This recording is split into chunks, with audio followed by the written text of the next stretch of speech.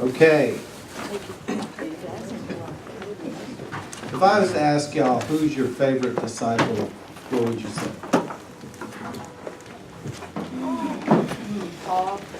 Favorite disciple of the original 12? Who? Okay, I got some Peters. Anybody else? Mom said Luke. Somebody said Luke? Dr. Luke. Luke. Okay. But we're pretty sure you wanted to say Paul, right? No, of the original 12 disciples.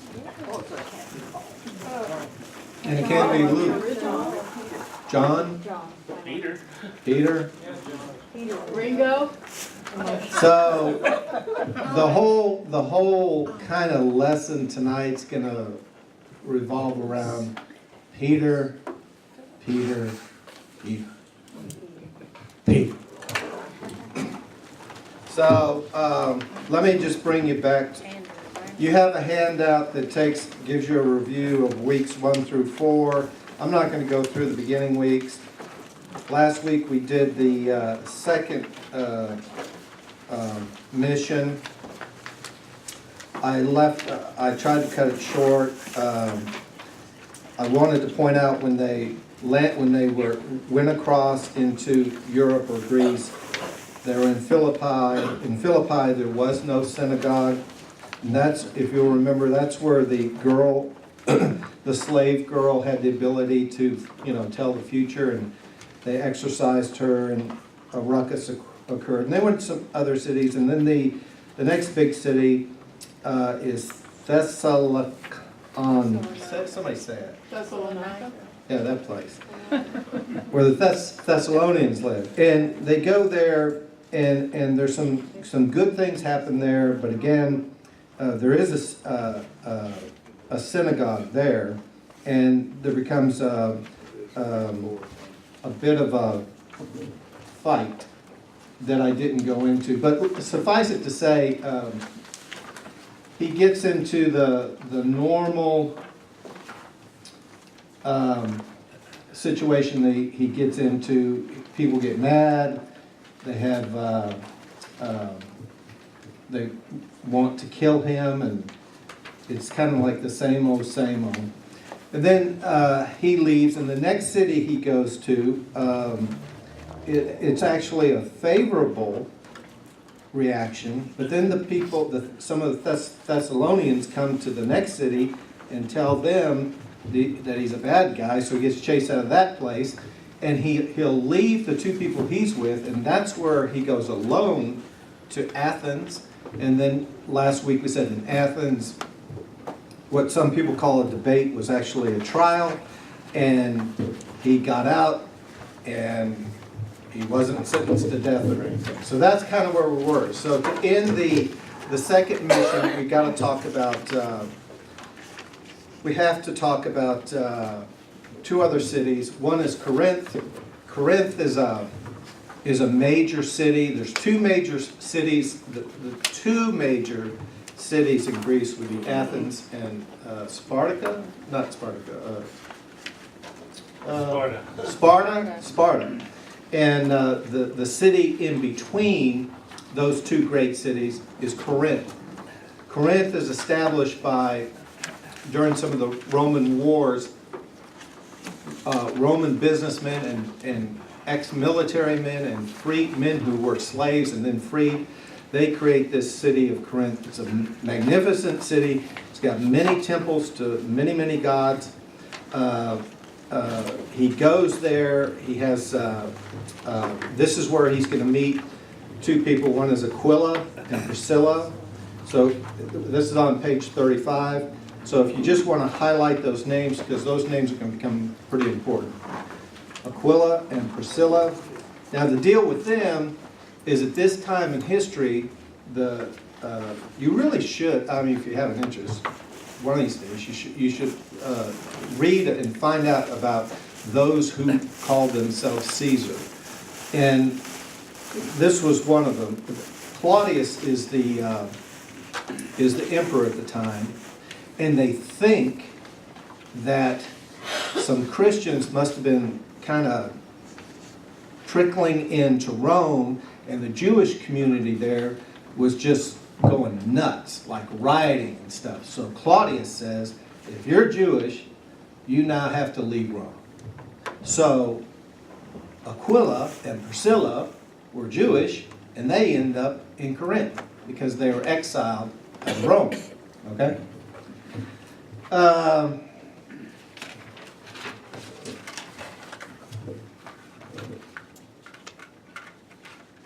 You need to remember Priscilla. People don't give credit to the Christian faith. Christian faith, I told you last week, people quote Paul saying that women should dress modestly, and then I gave you the real thing of what he was trying to say. This is a religion where if you're a woman, you got standing, to the point that he will give his letter to the Romans to Priscilla. She goes to Rome and reads it. That's a big deal. Okay? So that's another reason to remember that name. So I give you, on page 36, there's a bunch of places that you can reference about the Jews being expelled out of Rome. Paul starts preaching to the Gentiles, and his emphasis on sexual holiness, generosity, remembering the poor, preaching about Jesus. Let's see. There's a person who becomes a friend of theirs, and they're given a place to stay in Corinth. It's going to turn into the same thing. There'll be some people who get upset and chase him out of town.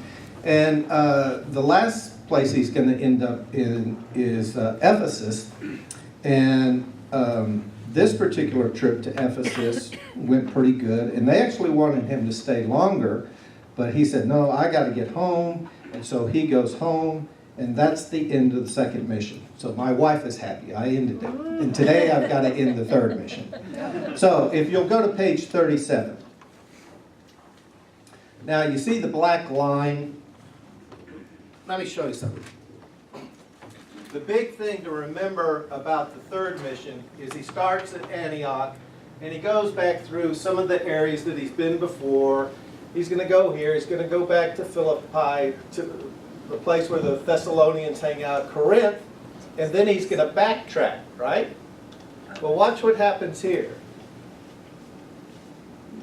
He goes around Ephesus. He don't go back. And then he comes down and he goes here.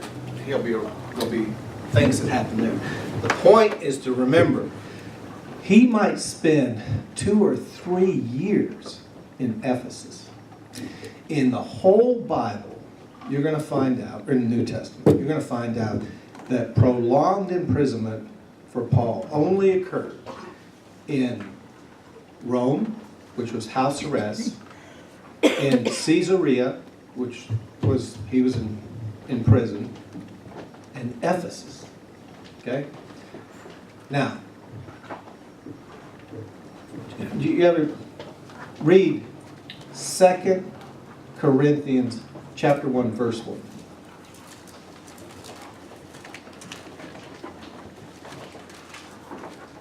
Paul, an apostle of Christ Jesus by the will of God, and Timothy our brother, to the church of God which is at Corinth, with all the saints who are throughout Achaia. 2 Corinthians? 2 Corinthians 1:1. Yeah. You want 1 Corinthians 1:1? No. Let me see your Bible.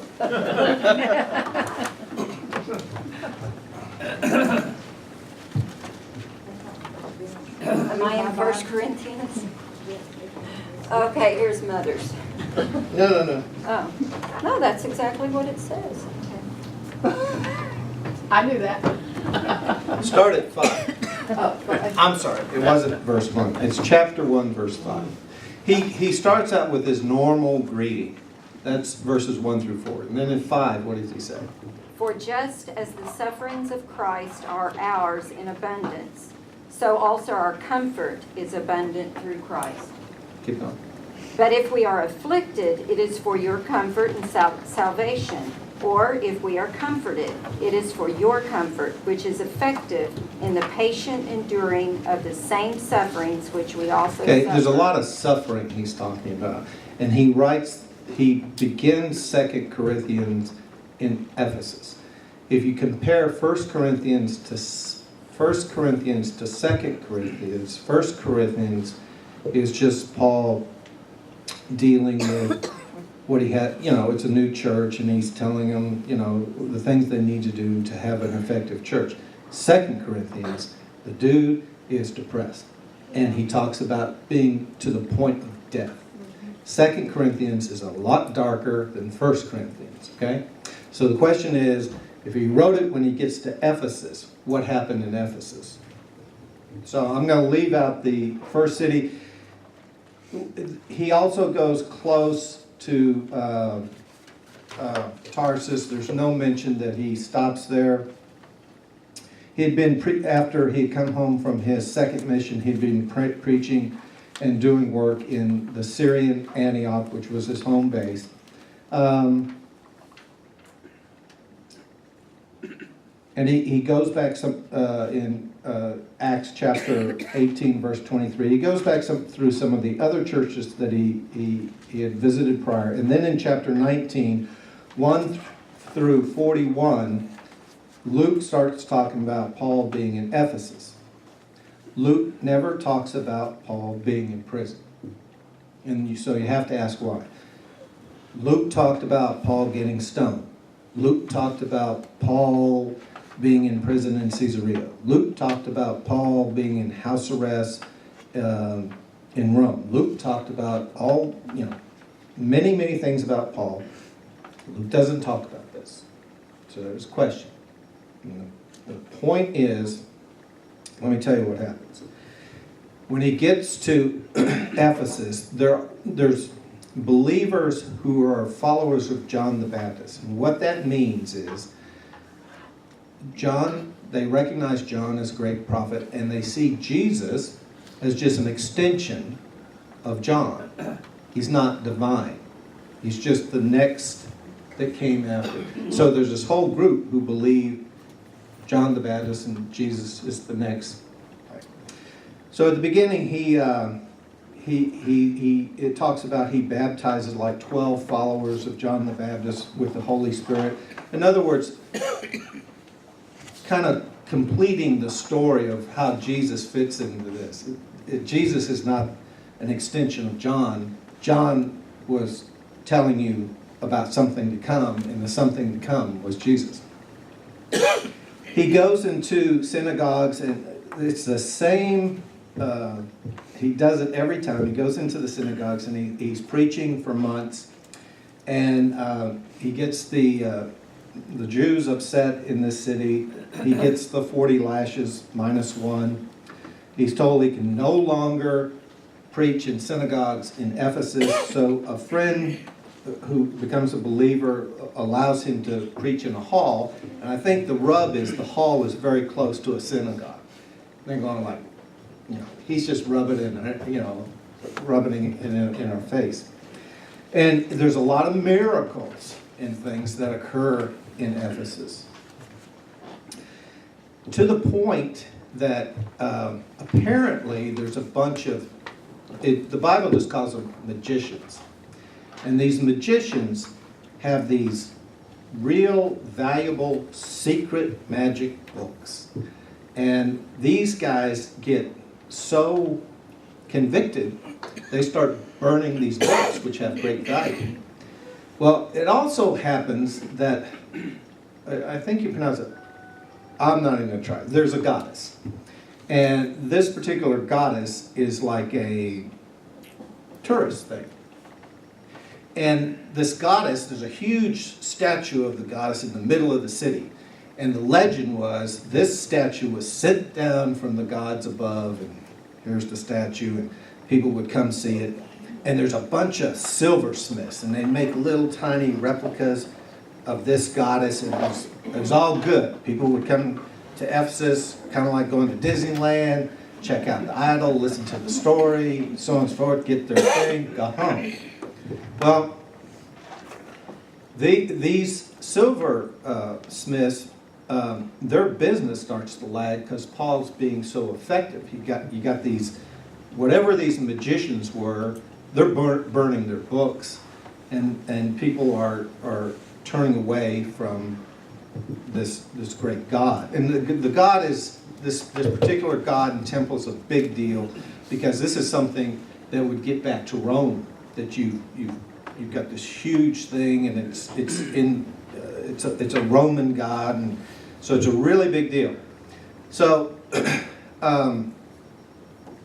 Paul gets into a situation where there's business interests and there's Jewish people there. It's like the pagans are mad at him and the Jews are mad at him. And then when at the beginning we read, would you read, let's see, read 2 Corinthians 1st chapter, verses 8 through 11. For we do not want you to be unaware, brethren, of our affliction which came to us in Asia, that we were burdened excessively beyond our strength, so that we despaired even of life. Indeed, we had the sentence of death within ourselves, so that we would not trust in ourselves, but in God who raises the dead, who delivers us from so great a peril of death, and will deliver us, he on whom we have set our hope, and he will yet deliver us. You also joining in helping us through your prayers, so that thanks may be given by many persons on our behalf for the favor bestowed on us through the prayers of many.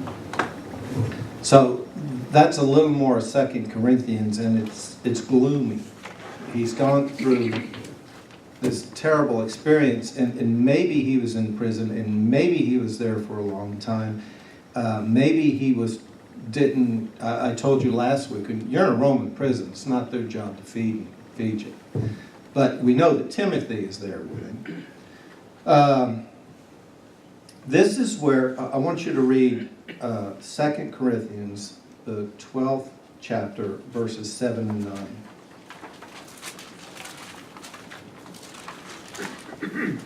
Because of the surpassing greatness of the revelations for this season, to keep me from exalting myself, there was given me a thorn in the flesh, a messenger of Satan to torment me, to keep me from exalting myself. Concerning this, I implored the Lord 3 times that it might leave me. As he has said to me, my grace is sufficient for you, for power is perfect in weakness. Most gladly, therefore, I will rather boast about my weakness, so that the power of Christ may dwell in me. Now, nobody knows what the thorn in the flesh is. Some people say, when he was blinded. And there's some verses where he talks about eyesight and stuff. But maybe it's his vision isn't what it used to be. Maybe it's just a physical thing. Maybe it's a demonic thing. But whatever, he prays to Jesus 3 times for this thorn in his flesh to be removed. And he's told, I've revealed myself to you. You're reborn through me. The thorn stays. Okay? So, Paul is in Ephesus. He's in jail. He might be in jail not knowing if he's going to be executed or not. This dark period, Luke doesn't even talk about it. He talks about it, but Luke doesn't. Now, what else can happen?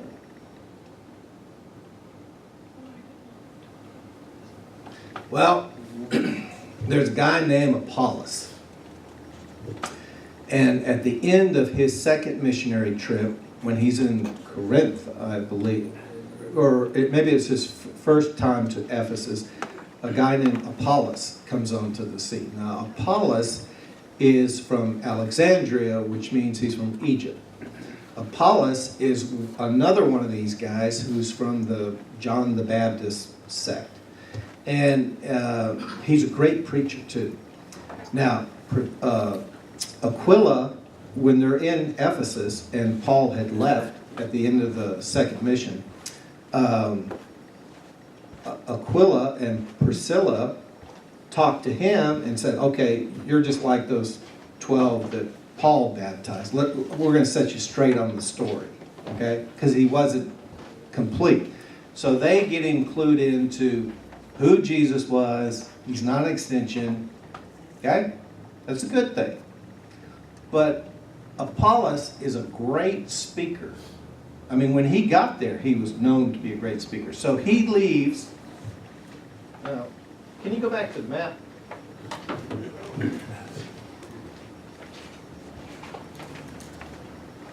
Okay. So, in the second mission, where we just ended, they went from Corinth to Ephesus, then Paul went home.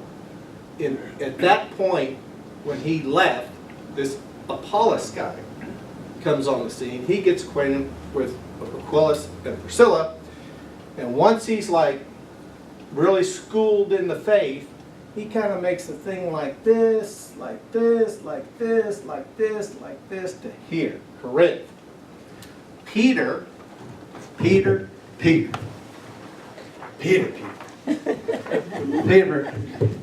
Okay, you have a handout. Looks like this. Now, what I didn't mention, before the second mission started, there's a big confrontation between Paul and Peter. Peter's there and now I just went blank. Antioch. Peter's there in Antioch, their home base, and he's getting along with, God had revealed it's okay to be a Gentile Christian and life's good. But then suddenly, some people from Jerusalem come to Antioch, and they're of the old school, like you're not really complete unless you live under the law. So when they're eating meals, Peter starts eating. He won't eat with Gentiles, he'll only eat with Jews. And then it gets so bad that Barnabas starts getting into that too. And so, I'm going to read you something, and then I'm going to try to explain it's bad, but I'm going to try and explain why it's bad. So, Paul seeing even Barnabas acting like this.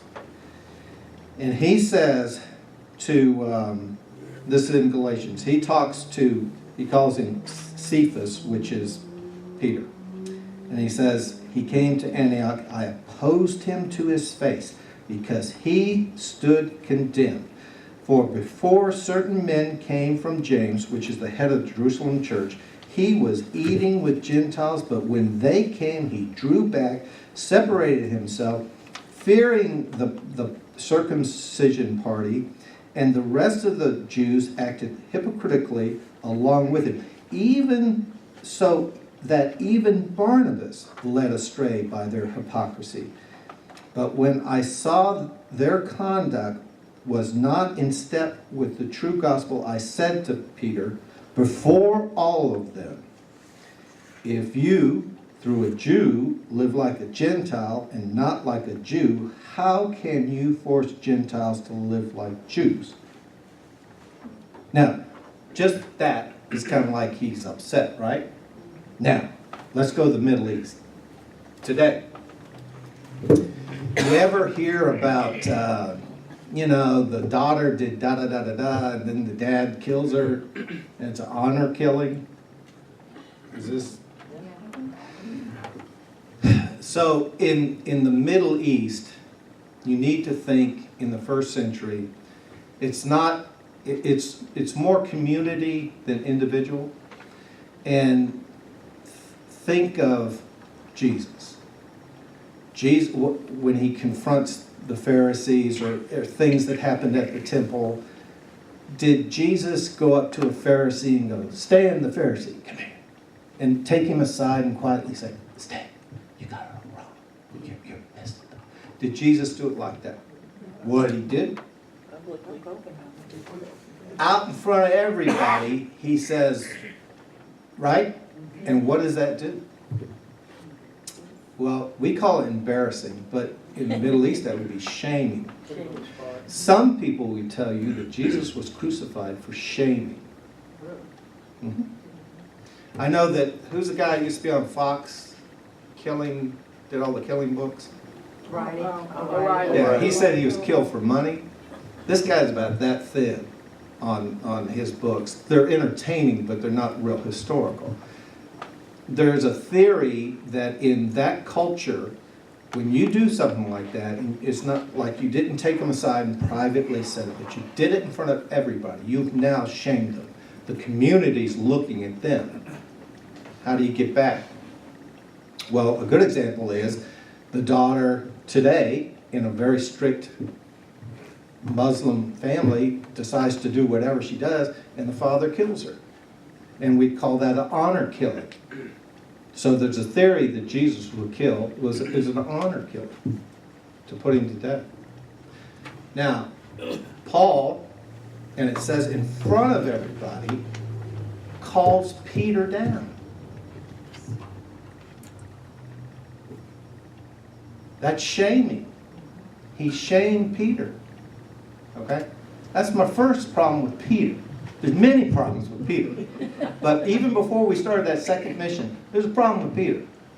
And then, just before we're going to start that mission, we have this big council in Jerusalem, and finally get those guys to agree on an official letter that they can take to all these new churches, and it says, basically, you don't have to get circumcised and so on and so forth. But, we don't want you eating any meat that was sacrificed to idols. They threw a few things in, but it was basically, okay, go ahead. Because they wanted to make it easy for Gentiles to become believers, right?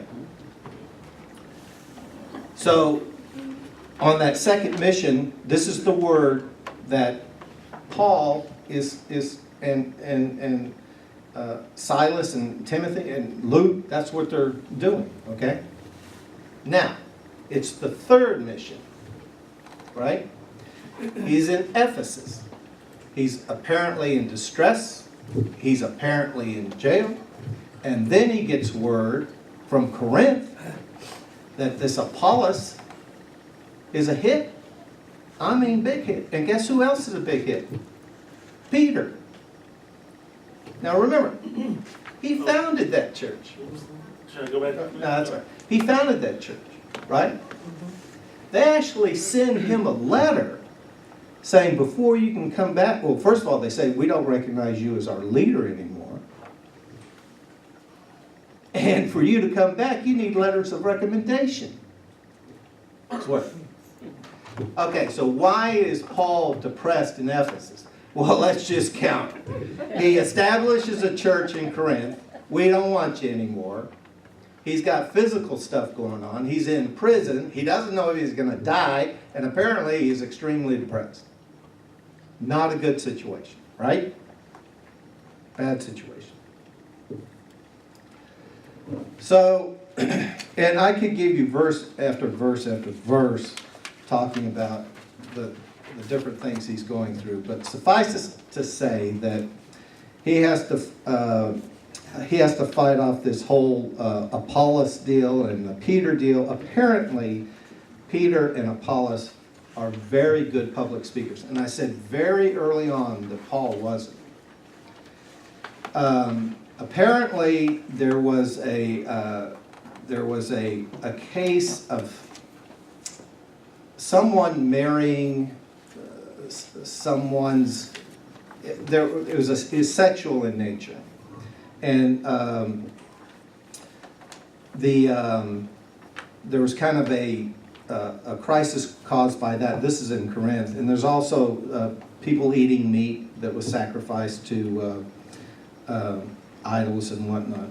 So he's got a lot going on, and he's writing letters, and he's awaiting trial, and it's just a bad time for him, and the news from Corinth is not good at all. All we know is maybe in the year 56 AD, Paul gets released from Ephesus, and he don't ever go back. And then he continues his journey. So I think, can you go back to the map?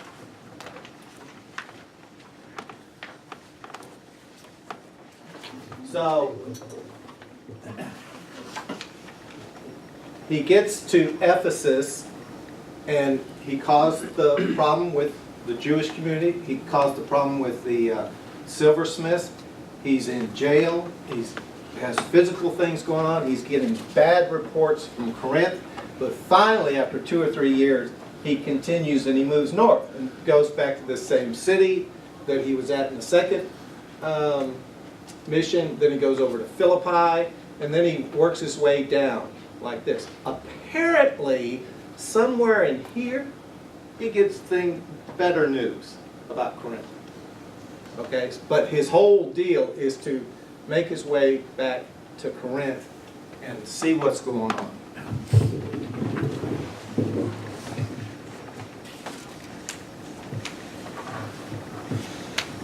Now, when he literally has to defend himself to these people, the Corinthian church.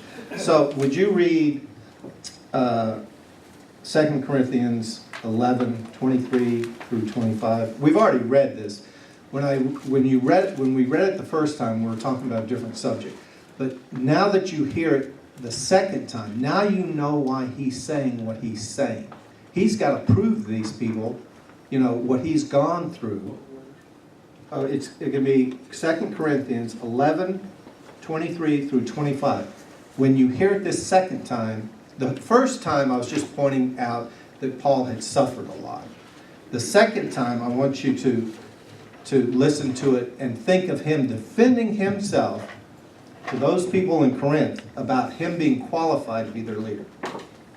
Are they servants of Christ? I speak as if insane.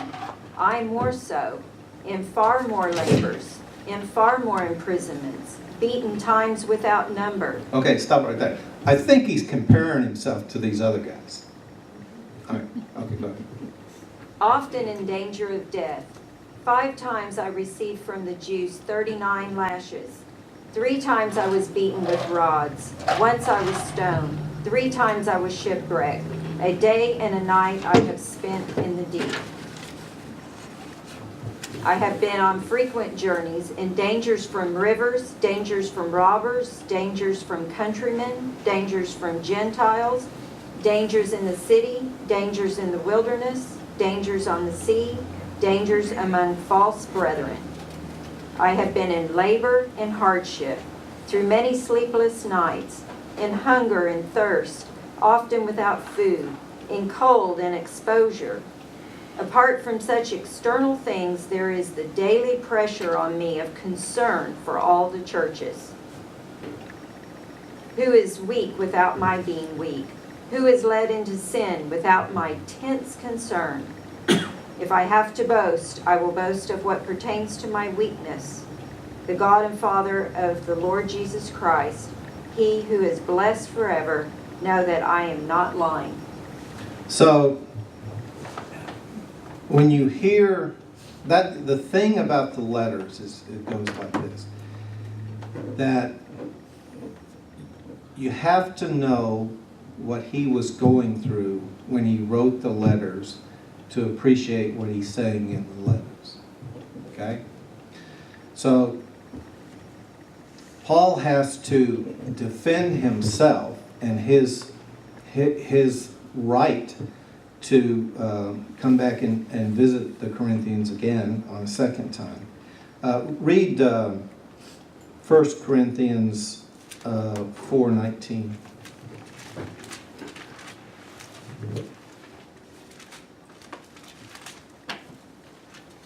But I will come to you soon, if the Lord wills, and I shall find out, not the words of those who are arrogant, but their power. So,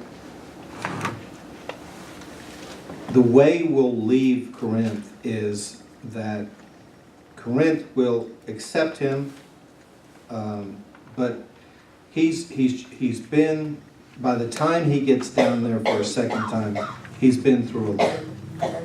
So he works out the differences, and it's at this point that he's written the letter to the Romans, and he's given it to Priscilla, and she's to go to Rome to deliver it. Then he'll revisit cities. So, can we go back to the map?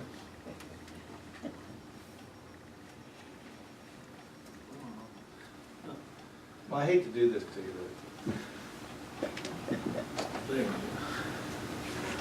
Okay, so Paul's left Ephesus, gone back, Philippi, the Thessalonians come down to Corinth. Now he's going to go back and visit all these places again. And he had some new cities that he visited, except, like I said at the beginning, there's a big go around Ephesus, not going back. And then he works his way down, and he'll end up here.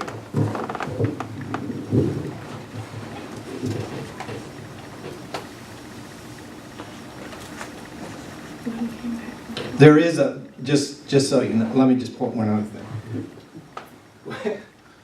He doesn't go to Ephesus, but he'll stop at one of these islands, and some of the leaders from the Ephesus church will come, and he'll talk to them like that. But he's not going back. So they do meet again, but he's not going back. All right. Now, there's also something you should know. On this journey, he collects money for the Jerusalem church. Again, Gentiles raising money for Jews in Jerusalem. Something people I don't think people understand this, but, you know, I said, you know, when Paul's doing the missions and stuff, he's in Antioch a lot, but he's pretty much homeless.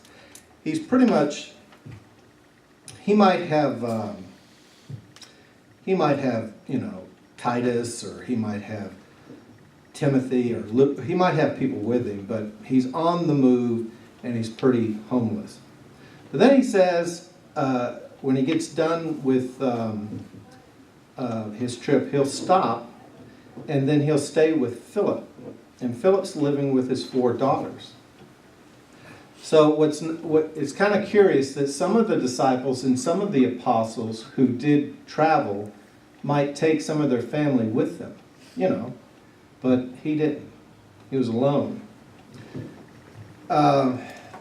There's when he goes to Caesarea, down here, he stops and he stays with Philip, and there is a prophet who comes and tells him that he's going to be taken prisoner. But he's going back to Jerusalem for a religious festival, and it's very reminiscent of Jesus. I mean, he's got a lot of people saying, don't go, because if you go, it's going to be bad. And he's like Jesus. He cannot be, you know, turned away. He's going to go to Jerusalem. Now, the Jerusalem thing is going to be really interesting. That Paul will go to Jerusalem. He'll leave Caesarea, go to Jerusalem. And there will be some disciples who will accompany him when he goes down there. And when he gets into Jerusalem, things are going well, but there is a reference to him shaving his head. And that doesn't seem like a big deal, but it turns into a big deal. So, can you go to Acts 21, 27 through 36. And Paul has gone back, he's gone through this whole purification thing, which lasted 7 days, his head shaven, And just start from 27 to 36. When the 7 days were almost over, the Jews from Asia, upon seeing him in the temple, began to stir up all the crowd and lay hands on him, crying out, "Men of Israel, come to our aid. This is the man who preaches to all men everywhere against our people and the law and this place. And besides, he has even brought Greeks into the temple and has defiled this holy place." Now, in the second temple, there was a area where Gentiles could go, but then there was an area where they actually had a sign that said, if a Gentile went past this sign, you would be subject to death. You could not go past this. So what they're saying, these are guys from Ephesus and people who had been upset. Everywhere he went, the town before, those guys would follow him and stir up trouble in the next town. And so the people in Ephesus, people in Asia, sending guys down there, he's really not doing anything. And they get the crowd, this guy's like tearing our religion apart, and he's brought a Gentile in here, which he hadn't, okay? So everybody's getting upset. So go to Acts 21, 30 and through 32. Then all the city was provoked, and the people rushed together, and taking hold of Paul, they dragged him out of the temple, and immediately the doors were shut. While they were seeking to kill him, a report came up to the commander of the Roman cohort that all Jerusalem was in confusion. At once he took along some soldiers and centurions and ran down to them. And when they saw the commander and the soldiers, they stopped beating Paul. When the commander came up and took hold of him and ordered him to be bound with 2 chains, and he began asking who he was and what he had done. But among the crowd some were shouting one thing and some another, and when he could not find out the facts because of the uproar, he ordered him to be brought into the barracks. When he got to the stairs, he was carried by the soldiers because of the violence of the mob. For the multitude of the people kept following them and shouting, "Away with him!" Or get rid of him. So Peter goes for a legitimate reason to Jerusalem, to the temple. False allegations are spread by Jews from Asia, get the crowd, the Romans come, they get involved, they stop the people from beating. It's another beating, like he hasn't been beaten up, right? And they take him to the barracks, and they're still killing him, so on and so forth. So Paul's going to play a real shrewd move here. The Sanhedrin is going to want to question Paul. Okay, so let's go. And there's going to be as you know, when I gave you the difference between a Pharisee and a Sadducee, there's a riff. Okay, and keep in mind this whole thing about when Jesus, during the trial of Jesus, they got together and they said, it's better for one to die than the whole country. That's all a bunch of malarkey. The Romans would come into a country, and they'd whatever the government was, they'd use those guys to run the country, right? They were efficient. Same thing with the Pharisees and the Sadducees and the scribes and all those guys. They needed the Romans to keep them in power. Okay, so and the Sadducees is the group which is a very aristocratic, rich group. Okay, so the Romans are actually protecting their interests and the interests of the Pharisees. So let's go to there is he is taken before the Sanhedrin, and then you're a bad guy and so on and so forth, and then he takes up the position, well, I'm a Pharisee, and that makes all the Pharisees go, wait, he's one of us, and then the Sadducees, and then they have this big discord because he's claiming I'm a Sadducee or a Pharisee and I should be treated in such a way. And so the Sanhedrin erupts into a great division. So he's taken back to the barracks because it became very, very violent at this hearing. So go to Acts 23:11. But on the night immediately following, the Lord stood at his side and said, "Take courage, for as you have solemnly witnessed to my council at Jerusalem, so you must witness at Rome also." So he goes and to Jerusalem for a legitimate reason. He talks to the Sanhedrin about what he's doing is really a fulfillment of prophecy and whatnot. The whole place erupts. He's taken back to the barracks, and again, the Lord Jesus appears to him. Okay, this doesn't happen a lot, but with Paul it does, and the Lord is saying to him that he should be patient and take courage because the plan is for you to go to Rome. Okay, so go to Acts 23:12 through 22. When it was day, the Jews formed a conspiracy and bound themselves under an oath, saying that they would neither eat nor drink until they had killed Paul. There were more than 40 who formed this plot. They came to the chief priests and the elders and said, "We have bound ourselves under a solemn oath to taste nothing until we have killed Paul. Now therefore, you and the council notify the commander to bring him down to you, as though you were going to determine his case by a more thorough investigation. And we, for our part, are ready to slay him before he comes near the place." But the son of Paul's sister heard of their ambush. Oh, wait a minute. Oh. Who? Paul's sister. The son of Paul's sister. So his sister lives in Jerusalem. Okay.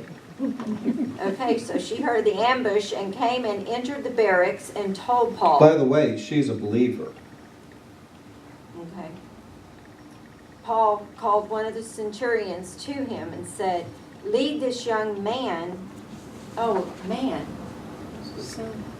"Lead this young man to the commander, for he has something to report to him." Okay, so the whole the whole Paul thing is like he comes out of Arabia, he goes back to Damascus. There's a plot to kill him. We're going to kill him in there, and they don't.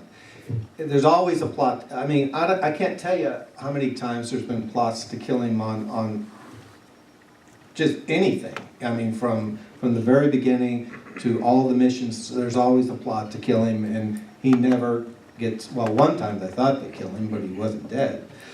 So now yet another plot, and we're not going to eat or drink till we kill him, and so on and so forth. So what's going to happen here is the commander is going to be told about the plot.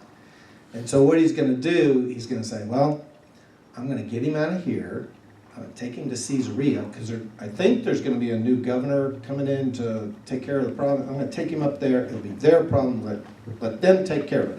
But he knows there is a plot to kill Paul. So if he just said, stand, take a couple guards and take him up to Caesarea, that wouldn't be a safe thing, would it? So he gets a large group of soldiers. Some are on foot, some are on horses. And they head out, and everybody can see them, and no one's going to mess with them because there's a bunch of them, and the Roman soldiers. Okay? So what the commander does, when they get about halfway to Caesarea, he sends more than half of the soldiers back to Jerusalem, and then just a smaller group takes him into Caesarea. So he snuck him out, okay? What I didn't tell you in this story is when he's first arrested in the temple, the Roman commander will say, "You're such and such, the Egyptian who caused a ruckus." And why did he call him an Egyptian? If you were Jewish and you were Egyptian, you wouldn't look the same. But one thing the Egyptians did a lot of, they were bald. So the Roman commander looked at, you're that Egyptian guy that caused, like that. I'm not, and then he tells him he's a Roman citizen. And the Roman commander is shocked that the guy's talking to him in Greek. He's talking in Greek. He's educated. So the whole thing is, goes in, has the ruckus with him, turns the Sanhedrin against itself, gets out of there, plot to kill him. Sister's son, his nephew, warns him. They sneak him out. They get him up to Caesarea. Okay? So let's start when he gets safely to Caesarea. He's to see the existing governor, who is Felix. So what do we know about Felix? At one point in his life, Felix was a slave. But somehow, some way, he got freed and worked his way up the food chain. He'd been married 3 times. His wife during this period happened to be a Jewish princess, the daughter of Herod Agrippa. He was corrupt, and his whole dealings with Paul is going to be, I'm looking for a bride and I'm going to let you go. That's bottom line. He and his wife will interview Paul several times for this reason, which is to solicit a bride. After a 2-year period, his term is up, and he didn't get so Paul's been in jail for 2 years, and Paul didn't, or Felix didn't get the bribe, so he hands the case over to the new governor, who is Festus, saying, well, I didn't make any money, he's your problem. So now Festus comes in. Paul's case goes before Festus, the new governor, and he hears what Paul has to say. And he asks Paul, well, would you be willing to go back to Jerusalem and to let those guys talk to you one more time? And what's Paul's answer? No. No. They're going to kill me, so I'm not going to go back. So there's a King Agrippa II comes to meet the new governor, who is Festus. And Festus and King Agrippa talk about Paul. Read Acts 25, 13 through 22. Now, when several days had elapsed, King Agrippa and Bernice arrived at Caesarea and paid their respects to Festus. While they were spending many days there, Festus laid the case before the king, saying, there is a man who was left as a prisoner by Felix. And when I was at Jerusalem, the chief priests and the elders of the Jews brought charges against him, asking for a sentence of condemnation against him. I answered them that it was not the custom of the Romans to hand over any man before the accused meets his accusers face to face and has the opportunity to make his defense against the charges. So after they had assembled there, I did not delay, but on the next day took my seat on the tribunal and ordered the man to be brought before me.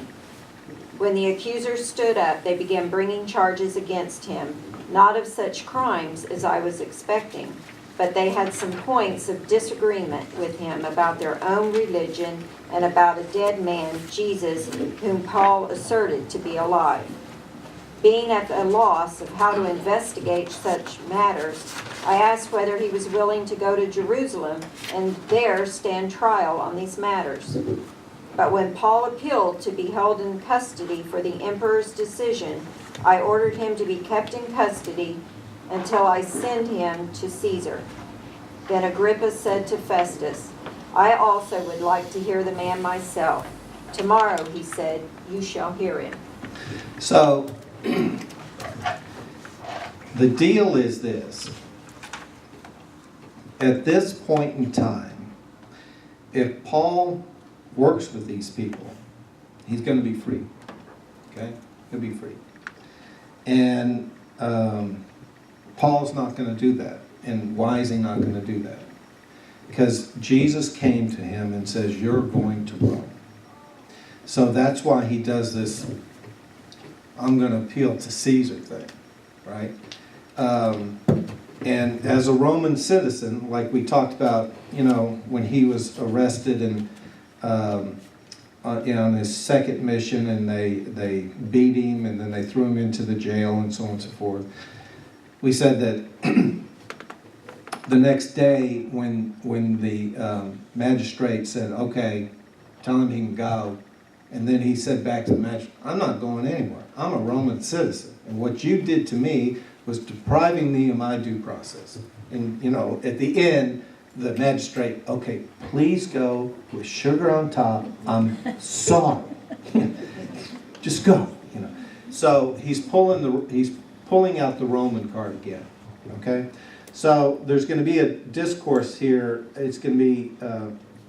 You just read 13 to 22. So read 20, 26, 24 to 32.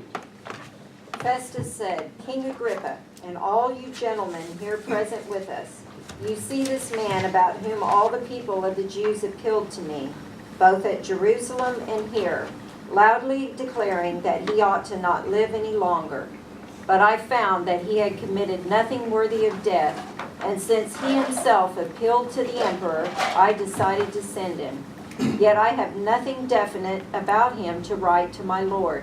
Therefore I have brought him before you all, and especially before you, King Agrippa, so that after the investigation has taken place, I may have something to write. For it seems absurd to me in sending a prisoner not to indicate also the charges against him." So there's going to be a conversation between Agrippa knows of this group that we now refer to as Christians. He knows about them. And he is aware, just as Festus is aware, that he's done nothing to, you know, that would be a capital crime. And matter of fact, he should probably be let go. And Agrippa will go on to say, Agrippa says to Festus, "This man could have been set free if he had not appealed to Caesar." But he did. So, he's turned over to, now we're on page 49. And some people are going to call this next journey a mission, actually. So he goes from Caesarea, and they goes to a port up the coast, and he's going to be turned over to another Roman commander, and who's also taking other prisoners to Rome, by the way. And they'll sail on a boat. And is that map? Okay. So from here to here, they sail on one boat, and it's not an extraordinary journey. You stay fairly close to, you know, land, and you're not exposed to the open sea. But then when they get here, they have to change boats because they want to make a big long journey here. The problem is, by the time they get here, it's the wrong time of year to be sailing, because that's when all the storms come in. Okay, but Rome has to have grain. Rome gets grain from Egypt. So Rome will pay an extraordinary price for grain at this time of the year because they need it, but they'll pay the people who carry it on the boats a lot of money because everybody knows it's really dangerous. So if you're a captain, you can, what are those reality shows about, you know, people out there fishing in Alaska and stuff? Deadliest Catch. Deadliest Catch. It's like, I'll go out in the rough water because I'm going to make money. I can make money. That's exactly what it's Deadliest Catch. That's what's going on. So when the captain or the commander, when they get to this particular port and they get on a different boat, okay? And this is going to be a situation where the captain is doing it because it's the deadliest catch kind of thing, and the commander's just trying to get them delivered, the other prisoners delivered. But the boat is laden with grain. It's a valuable cargo, okay? Now, go to 27, 1 through 12. And that will end tonight, and I'm proud to say I got through the third mission. When it was decided that we should sail for Italy, they proceeded to deliver Paul and some other prisoners to a centurion of the Augustan cohort named Julius. And embarking in an ship, which was about to sail to the region. Deadliest catch. Which was about to sail to the regions along the coast of Asia. We put out to sea, accompanied by Aristarchus and Macedonian of Thessalonica. The next day we put in at Sidon, and Julius treated Paul with consideration and allowed him to go with his friends and receive care. From there we put out. Now stop there. Oh, okay. Why would they stop in another port? And the centurion allowed friends of Paul to come on the boat, or him to go off the boat, and kind of have a little bit of time together. Well, he knows he's a Roman citizen, and he's appealed to Caesar. So the bottom line, this one's got to get there alive, okay? And so he's giving him some courtesies that he might not give or did not give to the other prisoners. Okay. From there we put out to sea and sailed under the shelter of Cyprus because the winds were contrary. When we had sailed through the sea along the coast of Cilicia and Pamphylia, we landed at Myra and Lyca. There the centurion found the Alexandrian ship sailing for Italy, and he put us aboard it. When we had sailed slowly for a good many days, and with difficulty had arrived off Cnidus, since the wind did not permit us to go farther, we sailed under the shelter of Crete off Salmone. Okay, so they get to this port, they get on the ship that this ship left Alexandria and hugged the coast all the way to this port, avoiding bad weather. Now, when they leave there and they go from here to here, they get their first taste of bad weather, okay? And the shelter is this island right here, okay? And with difficulty sailing past it, we came to a place called Fair Havens, near which was the city of Lacia. When considerable time had passed and the voyage was now dangerous, since even the fast was already over, Paul began to admonish them and said to them, "Men, I perceive that the voyage will certainly be with damage and great loss, not only of the cargo and the ship, but also of our lives." Okay, you can stop. Okay. This is going to be a point where Paul he's a direct guy, right?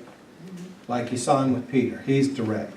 When the magistrate said, "You're free to go," and he got in his face. When he's in Caesarea, and I'm going to Caesar. I mean, he's just that kind of guy, right? At this point in time, he's going to say, "Gentlemen, it's September, bad time of year. We're going to lose everything. We should just stay here for the good, sailing period. We shouldn't set sail." And what's going to happen is what he says is going to happen. But that'll be next week.